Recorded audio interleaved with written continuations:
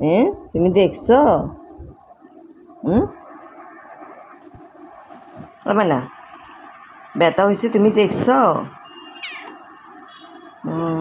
আমার জন্য দোয়া করছো তুমি? শোনো না, আমার জন্য দোয়া করছো? হ্যাঁ, দোয়া করছো? আচ্ছা, তুমি অনেক ভালো, তোমার মনিকাটা ভালো।